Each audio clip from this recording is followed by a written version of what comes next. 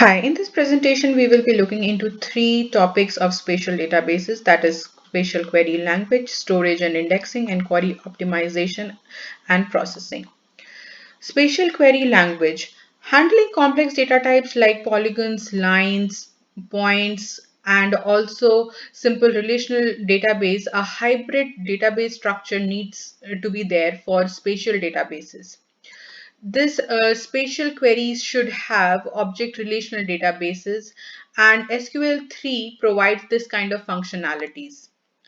Relational algebra usually forms the score of any query language. It has selection, union, difference, interjection, cross products, etc.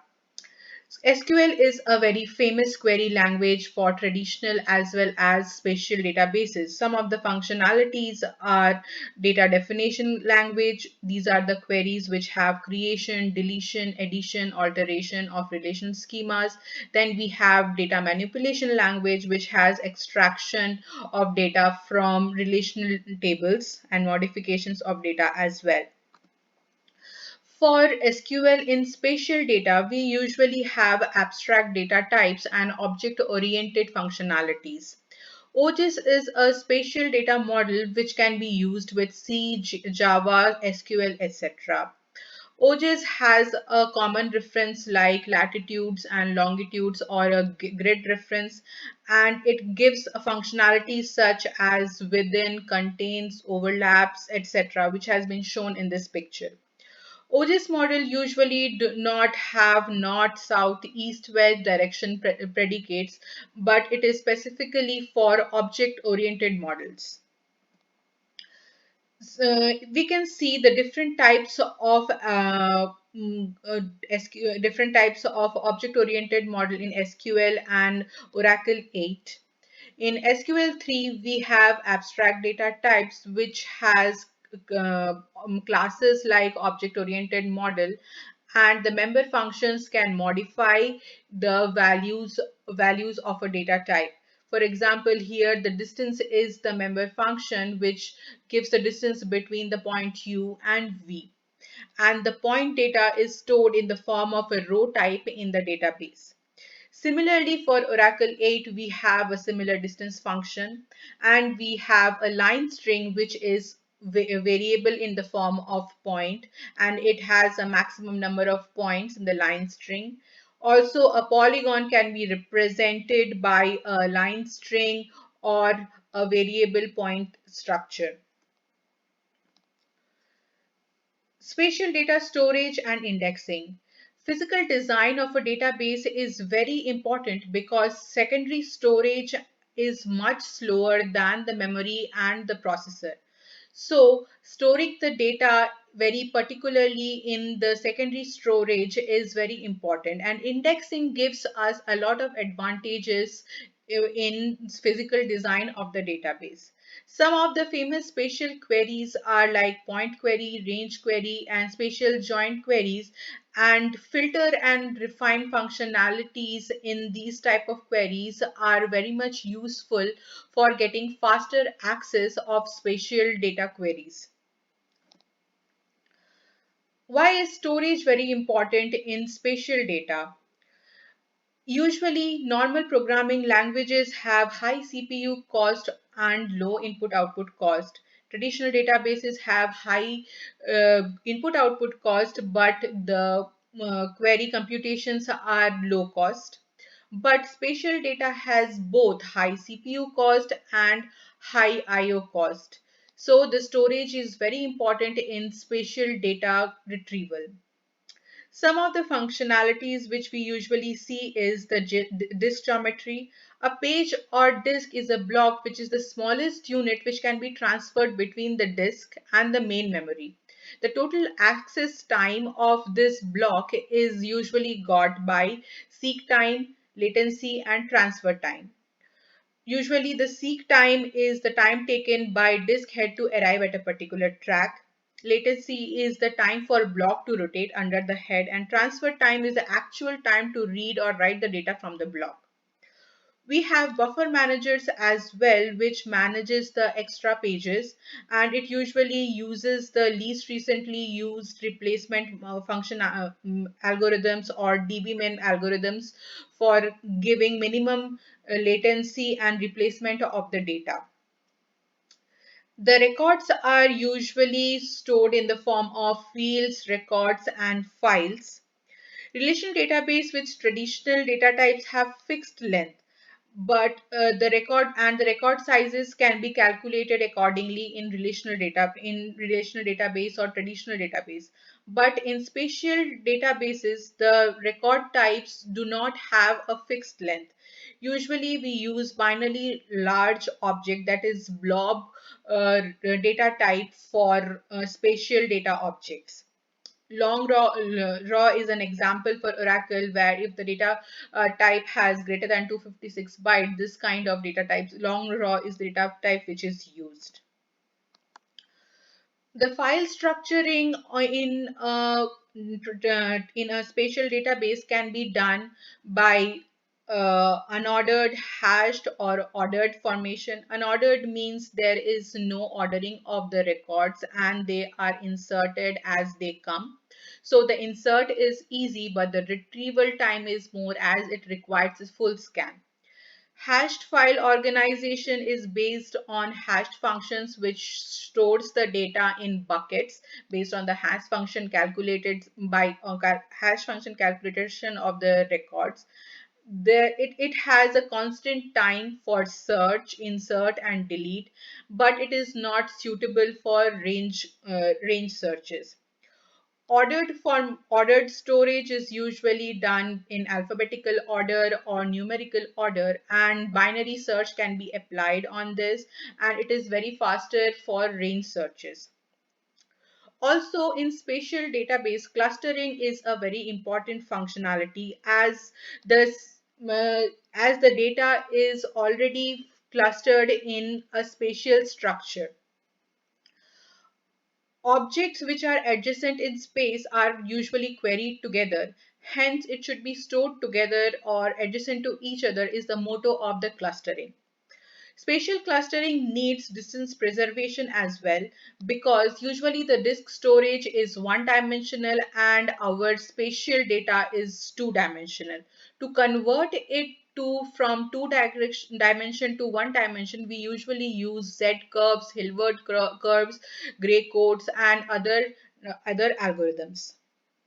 Some of the famous algorithms for converting this data and preserving the distance are Z curves and Hilbert curves. In these, the n cross n block of space is divided into 2 to the power of I into 2 to the power of I blocks, and the dots denote the entry and exit of a block.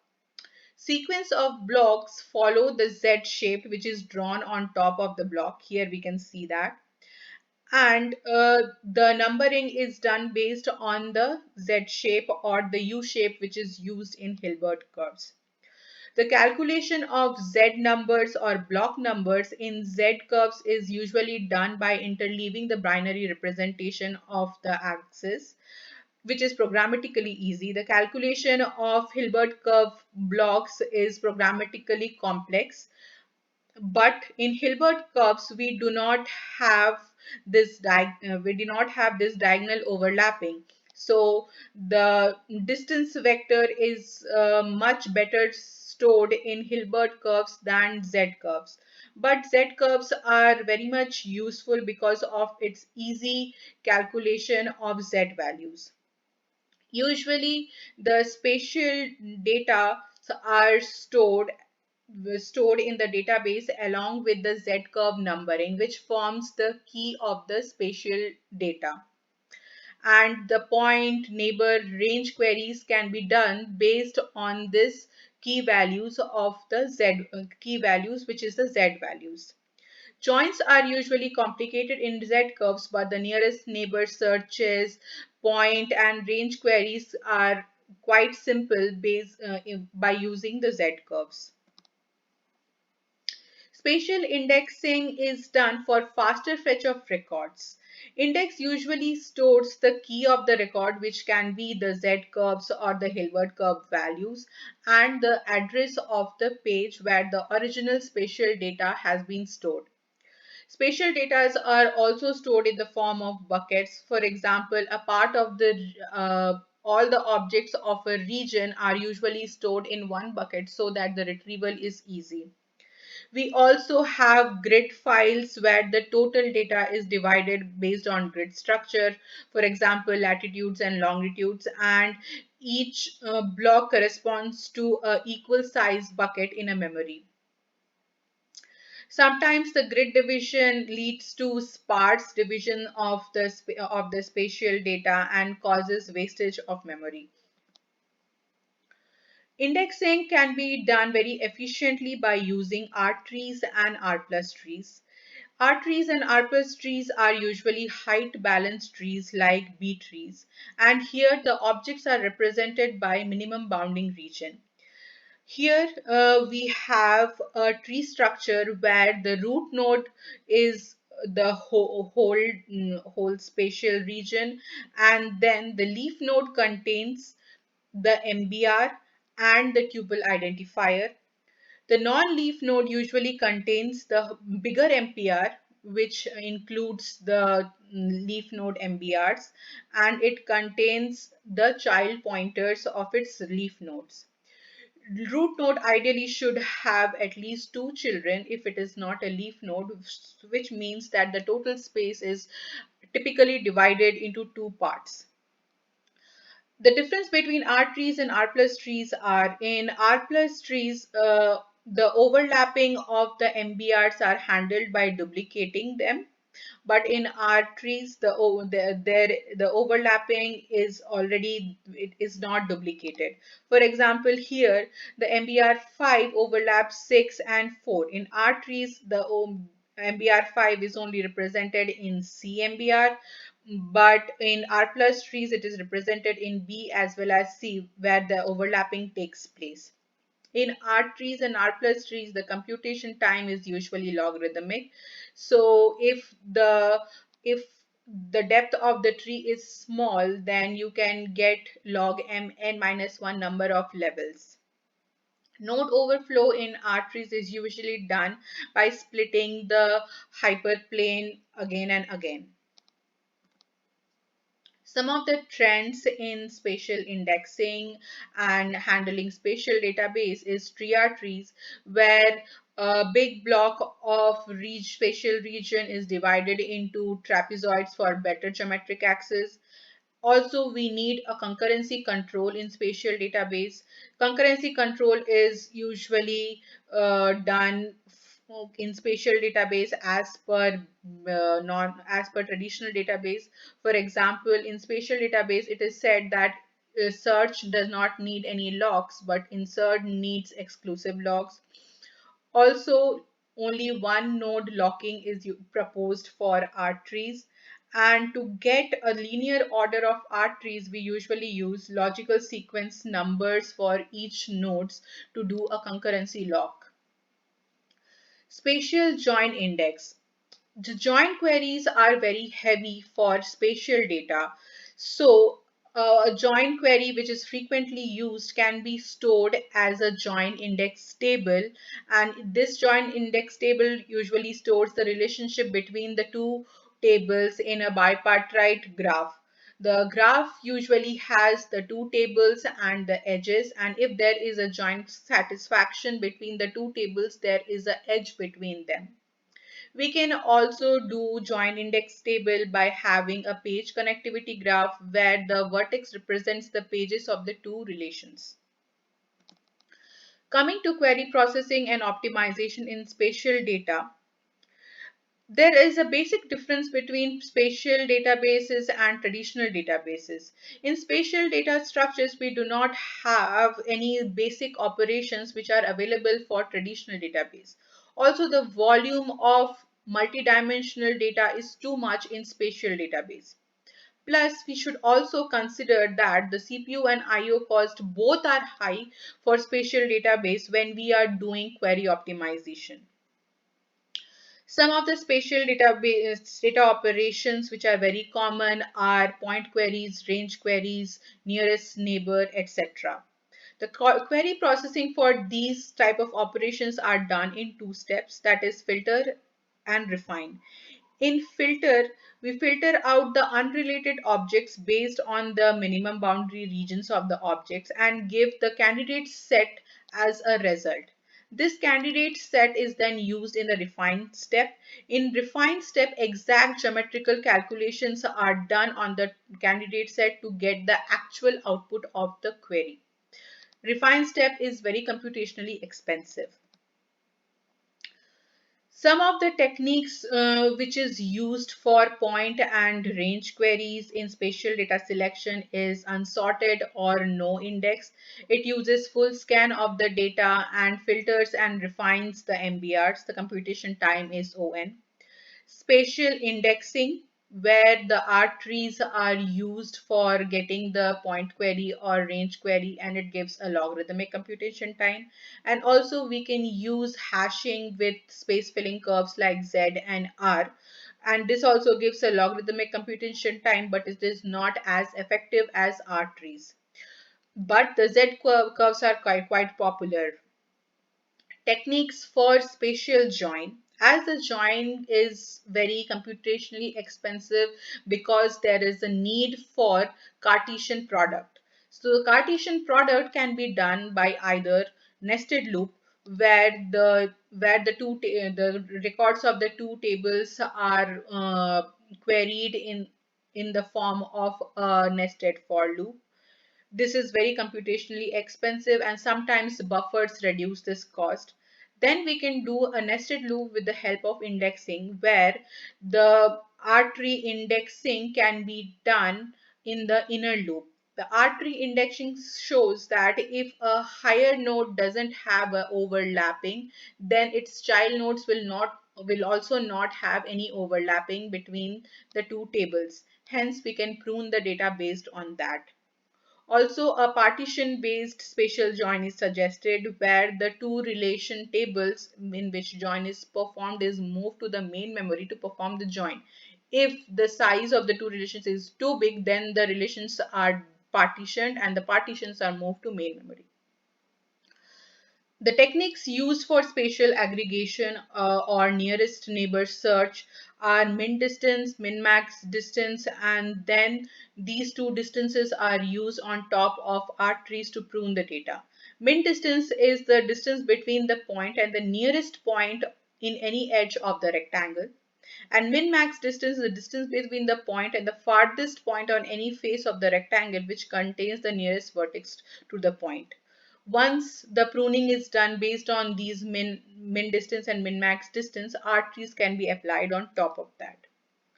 Query optimization has usually two processes, that is logical transformation and dynamic programming. In logical transformation, the query is transformed to a query tree, which can be seen here. And then a logical transformation is applied on this query tree so that the non-spatial components are moved down and the spatial calculations are moved up. This makes less spatial computations and improves the response time of the query. Then in dynamic programming, we try to select the optimal execution plan of each node in the query tree. System catalogs usually stores the cost functions of these queries, and this can be used to get the optimal execution plan. The point of query optimization is not to select the best execution plan. The point is to eliminate the bad execution plans. Distributed database structure in spatial data has two models. For example, client-server model, where client machines send the query to server which performs the computation. This is very much popular. And then we have a collaborating server system where collection of data servers for running the queries are spanned across multiple servers. Also, for a distributed spatial data, we can use a semi-join structure where initial transfer of join attributes and primary key is sent from the query its query execution side to data side, and then the data side only sends the relevant tuples to the query execution site. These are some. Then we can come to parallelism in a spatial database. Parallelism is usually done by speed up and scale up. And some of the hindrances which parallelism faces are startup time of all the parallel processor, interference between accessing the shared resources, and also uneven distribution of workload, which gives us skewed processing.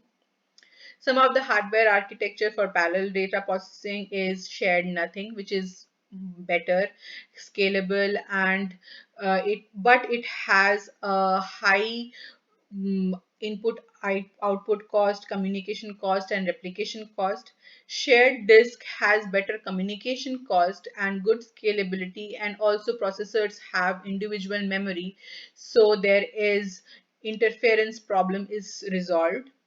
Also, in shared memory, the runtime is better as the communication cost is decreased because we have only one memory, but the interference causes bottlenecks and it is low scalable. Interoperation parallelism is usually when the query processed by different processors for the same operation. Interoperation parallelism is usually done by functional partitions where specialized data structures are used to do the parallelism, or by data partition where the total data is declustered among different processors and sent to the processors for processing. Spatial declustering is dividing the data among the disks to minimize response time of the query. This is a NP-hard problem because the declustering needs to be done so that the processing time is minimized. Some of the strategies used for declustering are static load balancing, where the partitions are allocated prior to computation process, can be achieved by space partitioning of the data, and dynamic load balancing, where if the static load balancing is not optimal, the partitions are done in a dynamic fashion during the runtime of the execution. Hybrid of both gives a better spatial declustering and parallelism. Thank you.